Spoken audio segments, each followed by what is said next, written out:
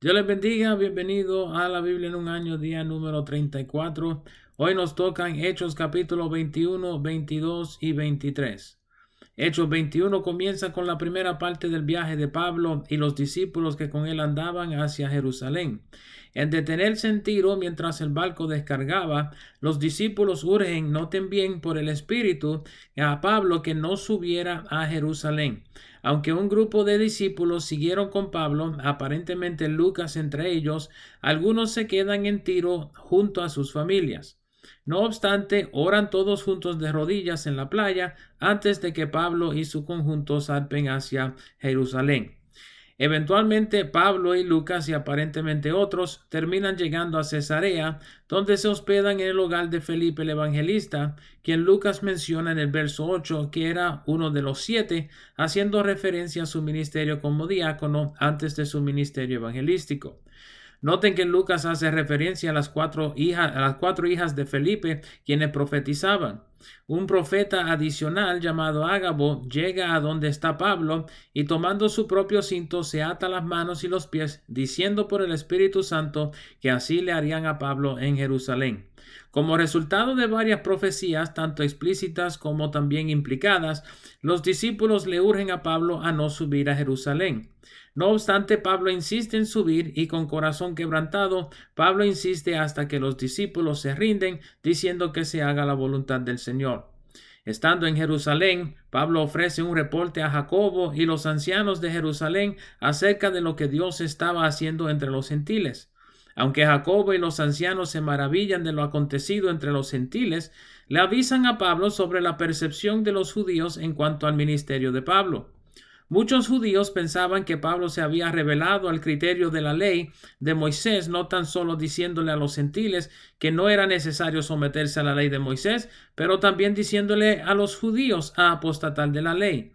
Este aspecto de su ministerio no era cierto, y Jacobo aparentemente nota que Pablo había tomado un voto nazareo, conforme a lo que es descrito en Números capítulo 6, habiendo rapado su rostro o su cabeza en Cencrea en Hechos 18:18.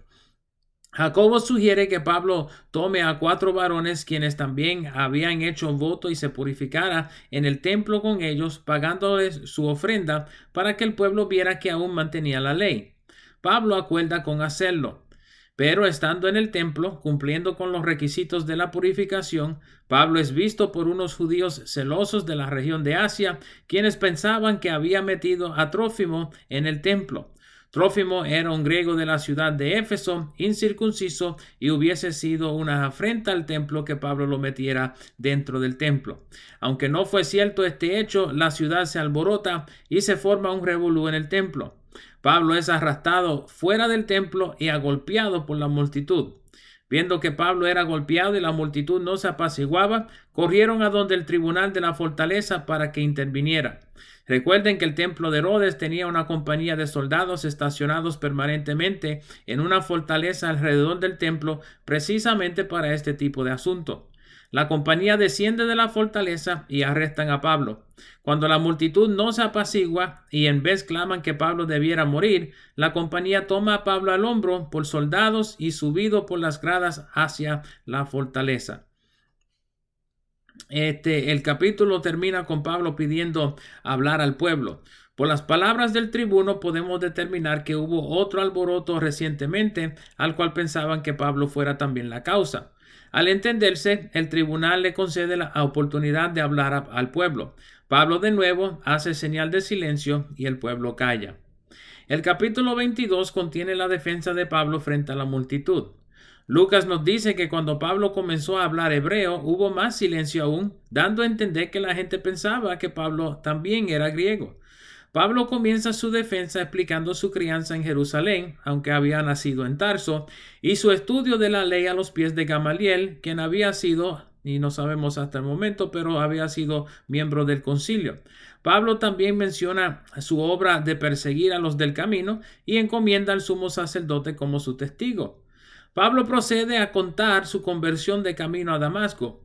La historia es igual a como Lucas lo relata en el capítulo 9, pero noten que Pablo menciona que aunque sus compañeros vieron la luz, no entendieron la voz del Señor.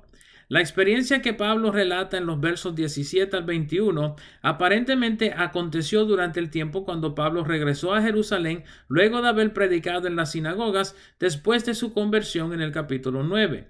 En el capítulo 9, Lucas no nos menciona detalles sobre este episodio, solo que Pablo no fue aceptado por los otros creyentes, quienes no creían que se había convertido, y es acompañado por Bernabé a Siria, Antioquía de Siria. Cuando Pablo menciona que la visión de Dios fue de llevar el evangelio a los gentiles, la multitud comienza a clamar para que lo matasen. El tribuno manda a subirlo a la fortaleza y a que sea azotado hasta que le dijera por qué la gente hablaba así de él. Cuando el centurión se acerca a Pablo para azotarlo, Pablo le pregunta si es lícito azotar a un ciudadano romano quien no ha sido condenado. Deben recordar cómo Pablo fue azotado en Filipos y su reacción frente a los magistrados en capítulo 16. Esta vez, Pablo no deja que le azoten, probablemente por la reputación feroz de los soldados de la fortaleza y los golpes que ya ha recibido del público. Noten que Pablo aquí menciona que había sido ciudadano desde nacimiento, implicando que su padre había sido ciudadano. Pablo aparentemente es guardado dentro de la fortaleza hasta el siguiente día, cuando el tribuno lo saca frente al concilio y los principales sacerdotes para averiguar cuál fuera la acusación contra Pablo. El capítulo 23 contiene la defensa de Pablo frente al concilio. Notarán que en los primeros versos del capítulo, Pablo vive una experiencia similar a la de Jesús, siendo golpeado por orden del sumo sacerdote.